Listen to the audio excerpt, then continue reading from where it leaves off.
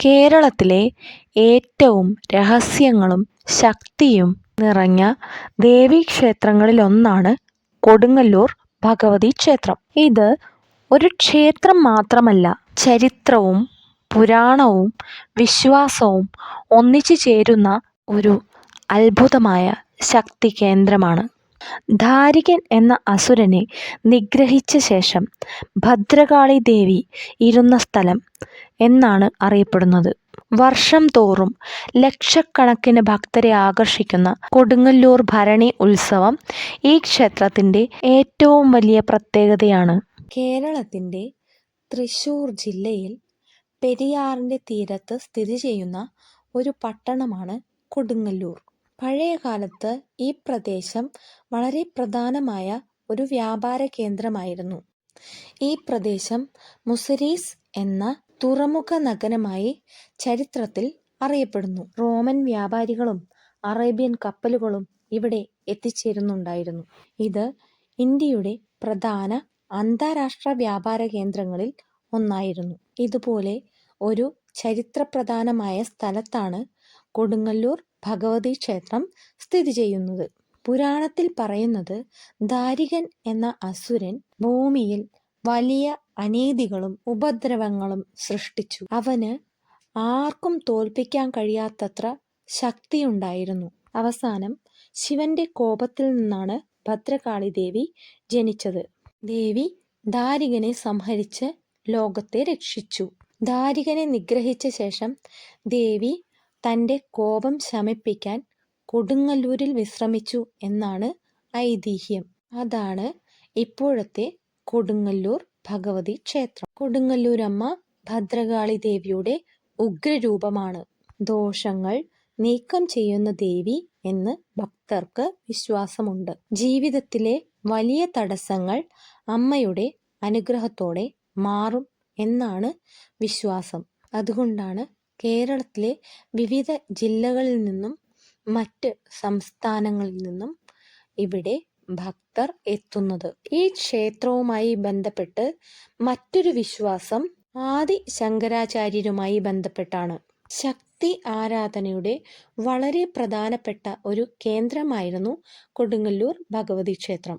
ആദി ശങ്കരാചാര്യർ ഇവിടെ എത്തി ദേവിയെ ആരാധിച്ചിരുന്നു എന്ന് പുരാണങ്ങളിൽ പറയുന്നു. അദ്ദേഹം ഇവിടെ നിരവധി ആചാരങ്ങൾ സ്ഥാപിച്ചതായി വിശ്വസിക്കുന്നു. കേരളത്തിൻ്റെ പരമ്പരാഗതമായ ക്ഷേത്ര ശൈലിയിലാണ് ഈ ക്ഷേത്രത്തിൻ്റെ നിർമ്മാണം. ക്ഷേത്രത്തിൻ്റെ അന്തരീക്ഷം വളരെ ശക്തിയേറിയതും ആത്മീയത നിറഞ്ഞതുമാണ്. ക്ഷേത്രത്തിലെ പ്രധാന പ്രതിഷ്ഠ ഭദ്രകാളി ദേവിയാണ്. ദേവിയുടെ രൂപം വളരെ ശക്തിയേറിയ ഉഗ്രസ്വരൂപമാണ്.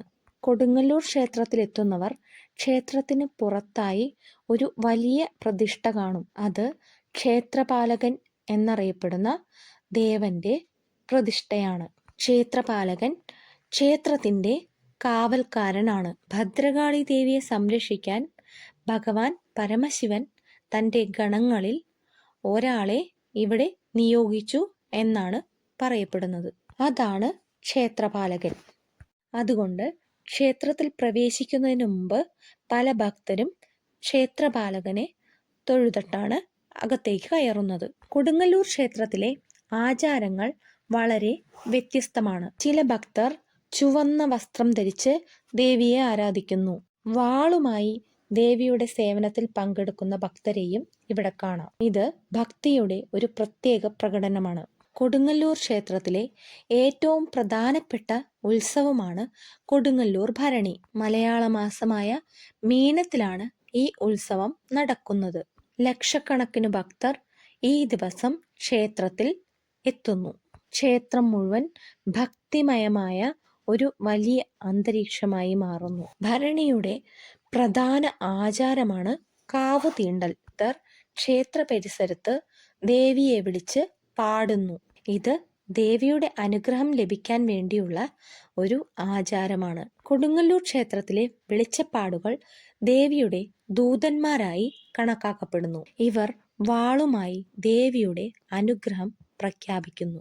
ഭക്തർ ഇവരെ വളരെ ഭക്തിയോടെ ആരാധിക്കുന്നു. കൊടുങ്ങല്ലൂർ അമ്മയെ സത്യസന്ധമായി പ്രാർത്ഥിച്ചാൽ ജീവിതത്തിലെ തടസ്സങ്ങൾ, കഷ്ടങ്ങൾ, ദോഷങ്ങൾ എല്ലാം മാറുമെന്ന് ഭക്തർ വിശ്വസിക്കുന്നു.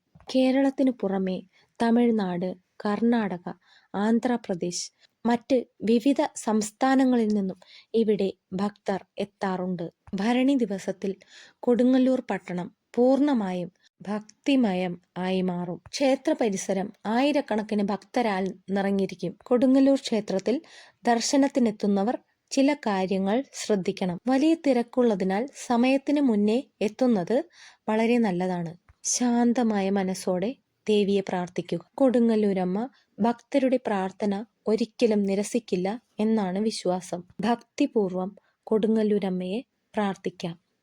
അമ്മയുടെ അനുഗ്രഹം എല്ലാവർക്കും ഉണ്ടാകട്ടെ.